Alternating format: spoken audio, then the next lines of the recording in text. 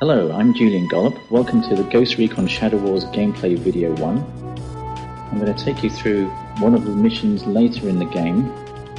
We've got two ghosts in this mission. First one is Banshee. She's a Recon class.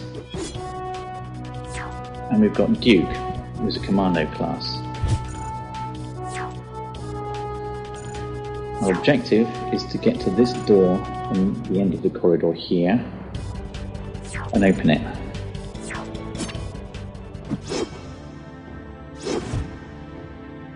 Okay, if we look around, we'll see some enemies above us, some to the left, and there's some below. Fortunately, our guys are armed with some pretty heavy weapons. It's a turn-based game, so I'm going to select Banshee here, and I'm going to move her up to attack some enemies on the left. The green squares indicate all the positions that I can actually shoot from, so I'm going to move to this position, select attack. For a choice of two targets, this one or this one. The bar above the enemy's head indicates possible damage. Red is certain damage, and the orange part is possible damage, and the green part is what he's going to be left with. So let's select attack and see what happens. Okay, he's taken 12 hit points damage, he's half dead.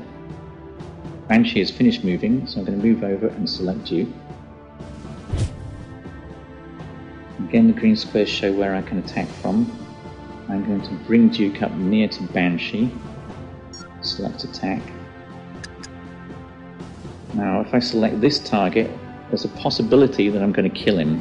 The orange part of the bar above the enemy's head indicates possible damage, so he may stay alive. This guy I don't stand a chance of killing. The red lines indicate possible return fire. I'll show you what that means in a bit. Let's just go ahead and attack with Duke.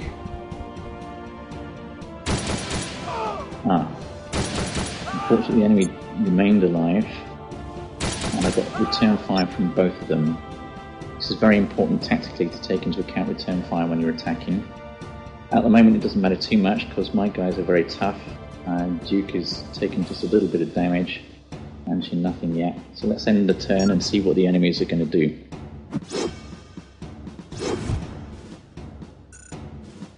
Okay, it looks like they've noticed us. A couple of enemy assault troops moving up next to the turrets.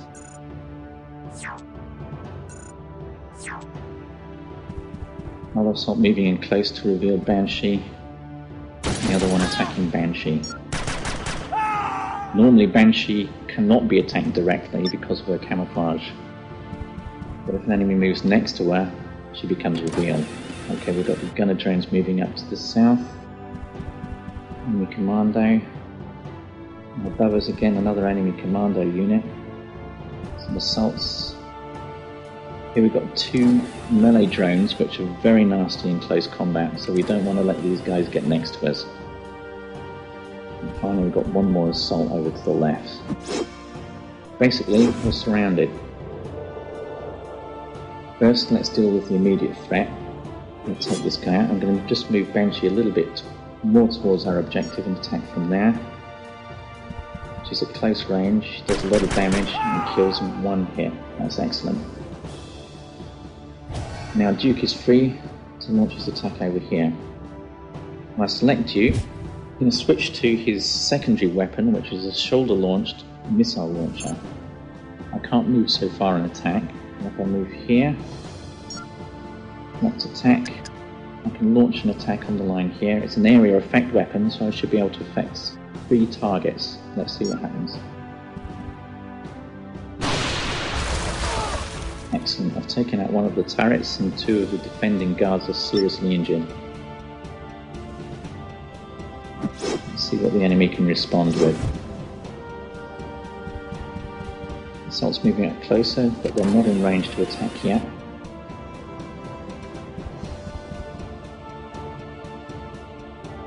But here we've got an enemy commando unit also equipped with missiles, and he manages to get us. The enemy melee drones closing up very fast, they're quite rapid.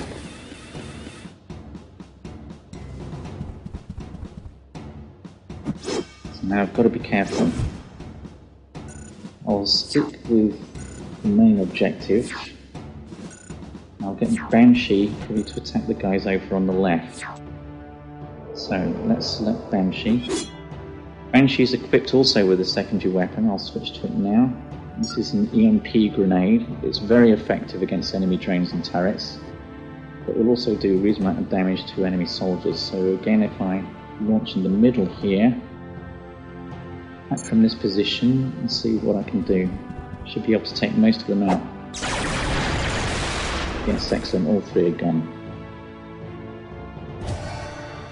Now this leaves Duke to choose where to attack next. It's a big choice of targets. And now I will probably launch an attack here. So what I'll do is I'll move this way a little bit and I'll select attack position. This means I can select any position in the red area. I can place it here, and because of the area effect it should affect both those enemies. Let's see. Okay, excellent, they're both damaged but not killed.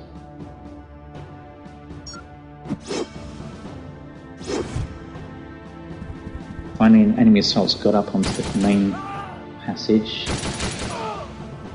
We'll exchange a fire there. Gunner drone, which is quite nasty, is approaching rapidly. Another enemy commando with a missile launcher.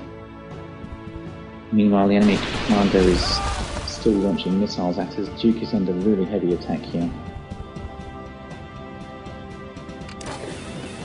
We don't want these melee drones to get next to us, so somehow we're going to have to deal with them.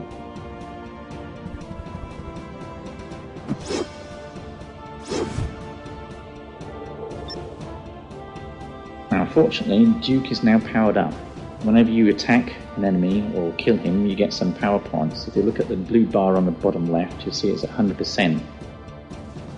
So I'm going to make good use of my power attack. Let's select Duke first. I'm going to launch the power attack into the middle of these guys here. If I move the camera a little bit, you can see they're reasonably well bunched up. Get some return fire from that position. Maybe I can move here, I won't get any return fire.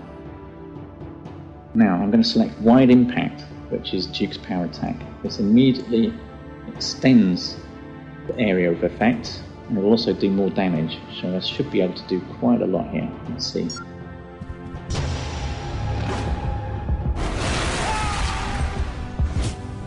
I've taken out 4 enemy targets in 1 hit, which is absolutely excellent. Okay, Banshee is now clear to get to the door. So let's get up towards the door here and let's see what happens.